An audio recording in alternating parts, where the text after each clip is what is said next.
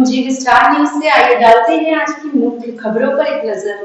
कानपुर में बहू द्वारा चाय में जहर मिलाने के आरोप वाले मामले में ससुराली जनों के बाद अब बहू भी सामने आई है। रावतपुर थाना क्षेत्र के रहने वाले युवक हिमांशु गुप्ता ने ज्योति से 2 साल पहले शादी की थी। सास, ससुर और पति ने ज्योति पर आरोप लगाया कि चाय में उसकी बहू जहर मिलाती है, जिसका इन लोगों ने वीडियो बनाया था। बहू ज्योति का आरोप है कि पति के कहने पर ही चाय में लौंग और हल्दी मिलाते थे। मोबाइल पहले से ही किचन में सेट कर दिए जाते थे ताकि उसका वीडियो बनाकर वायरल कर सकें। ज्योति ने बताया कि पति कहता था कि यह सब चीज चाय में मिलाओ तो तुम्हारे और सास के बीच रिश्ते अच्छे हो जाएंगे। ज्योति का आरोप है कि बेंगलुरु में रहने वाली लड़की से पति के संबंध है, उसी से वह शादी करना चाहता है, इसलिए वह पूरी कहानी रच रहा है। ज्योति ने पुलिस कमिश्नर रघुवीर लाल से मिलकर शिकायत की है। ज्योति गुप्ता है।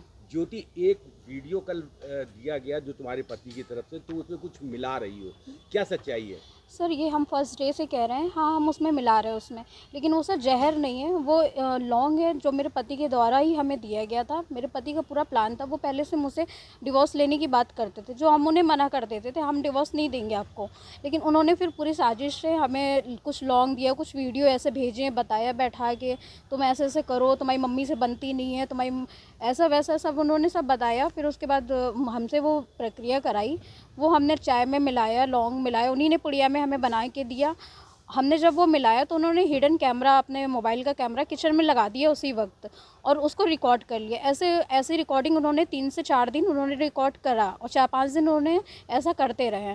फिर जब सारी रिकॉर्डिंग 4-5 दिन की इकट्ठा हो गई उनके पास, फिर मेरे परिवार वालों को बुला के, हमें धमका के, वीडियो दिखा के, हमको मेरे घर वालों को डरा धमका के हमें घर से भगा दिया। कहा या तो तुम एक प्लाट लेके आओ, मेरे यहाँ रियल इस्टेट का काम होता था, तो कहते हैं या तो प्लाट लेके आओ या तो फिर तुम्हें इस घर में रहने नहीं देंगे।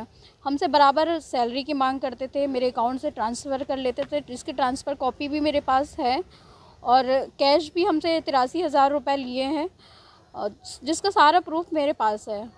और एक वीडियो लाते हुए दिख रही है, क्या है रूम पे? सर हम सुबह 8 बजे चले जाते हैं अपने हॉस्पिटल, 3-4 बजे हम आते हैं घर। 4 बजे आने के बाद मेरे हस्बैंड ने जो शीशा आपको दिखी होगी, शीशी की बोतल है, उसमें से प्लास्टिक का छोटा कैप लगता है, उन्होंने कैप निकाल के रख दिया, और उन्होंने कहा हम लैब टेक्नीशियन हैं, जो मेरे पास सिरिंज वाइलें मौजूद रहती हैं काम के लिए, तो उन्होंने कहा कि आप, तुम्हारे पास सिरिंज है, तुम उस सिरिंज से उसमें छेद कर दो, उसका ढक्कन खो गया है, निकाल दो, उसको हम लोग यूज़ में ले लेंगे।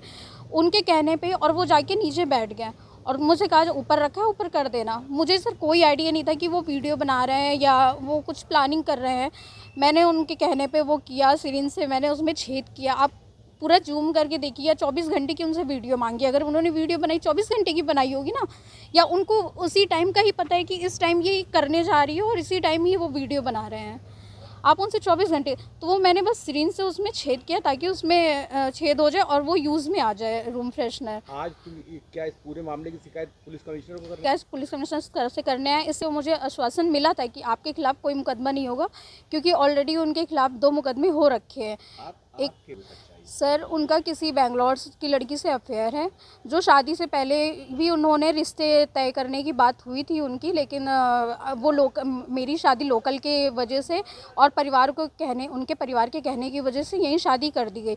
और बैकग्राउंड देखा उन्होंने, अच्छा खासा बैकग्राउंड है, मेरा पैसा है, प्लॉट का, प्रॉपर्टी का काम है, रियल इस्टेट, उन्होंने सब देख के यहाँ शादी कर दी। और मेरे पिताजी से, जो कि मेरी शादी कानपुर क्लब से हुई है और इंगेजमेंट स्टेटस क्लब से, मेरी शादी में अप्रॉक्स अच्छा खासा खर्चा हुआ है, 70 से 75 लाख का खर्चा हुआ है, जो मेरे पिताजी ने सारे किया, जिसका सारा स्टेटमेंट, डॉक्यूमेंट सब मेरे पास मौजूद है। सर उनको पहले तो वो मुझसे सैलरी लेते रहे, 5-6 महीने सैलरी लेते रहे, मैं उनको देती रही, तब तक वो अच्छे से बहुत रहते रहे। जब या कहीं घूमने जाते थे तो मुझसे पैसे लेते थे, हम उनको दे देते थे, वो उसी पैसे से पूरा घूमना फिरना, होटल का खर्चा, कई जगह तो मेरे अकाउंट से ही उन्होंने होटल के ट्रांसफ़र किए हैं, वो भी मेरे पास सारे प्रूफ हैं, करते रहे। फिर उन्होंने बाद में, जब हम उनसे अपने खर्चे के लिए कभी कदार उनसे मांग लेते, तो वो देने से मना कर देते, कहते मेरे पास कोई पैसा नहीं है, मैं तुम्हें नहीं दूंगा, तुम इस घर में रह रही हो, खा रही हो, यही तुम्हारे लिए बहुत है, अगर इस घर में रहना है तो तुम्हें पैसे देना पड़ेगा, वरना हमारे घर में फ्री का राशन नहीं आता है। मुलाकात की क्या आश्वासन मिला? सर उन्होंने मुझे संभावना दी है कि कोई ऐसा गलत काम नहीं होगा, आपके खिलाफ़ पूरी इंक्वायरी होगी, पूरी सारी तहसील होने के बाद ही कोई भी फैसला लिया जाएगा। सर हम इंसाफ चाहते हैं, सारी कॉल रिकॉर्डिंग, चैट्स रिकॉर्डिंग सब चेक की जाए, सारे डॉक्यूमेंट, सारे एक एक डॉक्यूमेंट सर मेरे पास है, सारे डॉक्यूमेंट चेक किए जाए और फिर उसके बाद कुछ निर्णय लिया जाए। कहना है कि इजाज़त में निकल के आया है। सर हम बिल्कुल मानते हैं, उन्होंने डॉक्टरी जांच कराई तो उसी टाइम के मुझे चाहिए मेडिकल, जिस टाइम उन्होंने पिया उस टाइम की मेडिकल रिपोर्ट चाहिए, वो मेडिकल रिपोर्ट मुझे ला के दें।